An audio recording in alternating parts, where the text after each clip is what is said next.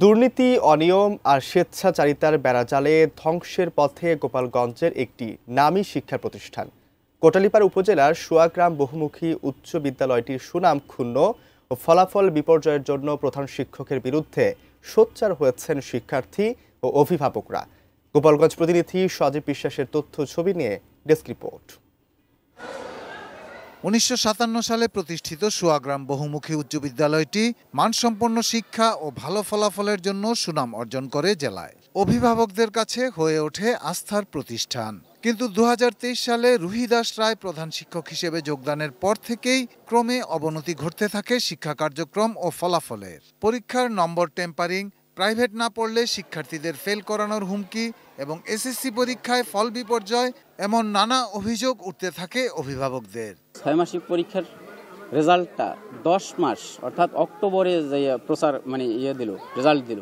এই ছেলেটা পাইছে হচ্ছে 26 খাতায়, অথচ তার রেজাল্ট শিটে দেওয়া হয়েছে 20।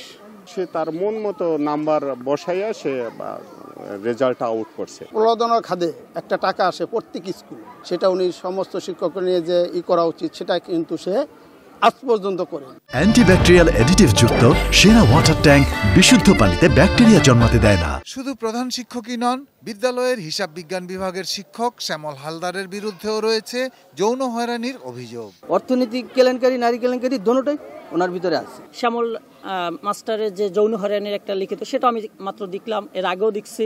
আরও বিস্ময়কর হলো প্রধান শিক্ষক ও সভাপতির সম্মতিতে বাংলা বিভাগের এক সহকারী শিক্ষিকা প্রায় 2 বছর ধরে বিদ্যালয়ের 2টি কক্ষে সংসার পেতে আছেন। প্রতি মাসে যার 2 থেকে 3 হাজার টাকা বিদ্যুৎ বিল যাচ্ছে স্কুল ফান্ড থেকে। বিদ্যুৎ বিল আসলে ওরকম ভাবে কাগজ আমার কাছে আসে না, তবে আমি মাসে 1000 টাকা দিই। কাকে দেন এই টাকা? এটা আমি স্কুলে দেই, স্কুলের হেড স্যারের কাছে। প্রধান শিক্ষকের দাবি তার বিরুদ্ধে করা অভিযোগগুলো ভিত্তিহীন। হিসাবের কোনো খাতা আছে? হিসাবে আছে। আচ্ছা, আমি মনে করেন কমিটির অডিট হয়, অনুমোদন হয়, সবকিছুর অনুমোদন সাপেক্ষ হয়। সবকিছু হ্যান্ড ক্যাশ বা কোনো কিছু আমাদের থাকে না, সব ব্যাংকে। বিষয়গুলো নজরে নিলে উপজেলা নির্বাহী কর্মকর্তা জানান অভিযোগ তদন্তে কমিটি করা হয়েছে।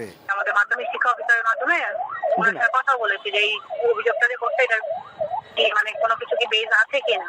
উনি বলেছেন যে না, যা দিচ্ছে সেটা তো বেস তো অবশ্যই আছে, আরো বেশ কিছু অ্যানোমালিস আরো আছে। সুনাম এবং ফলাফল বিপর্যয়ের হাত থেকে ঐতিহ্যবাহী শিক্ষা প্রতিষ্ঠানটিকে রক্ষার আবেদন শিক্ষার্থী অভিভাবকদের। Shahidul Rana, desk report, ATN news.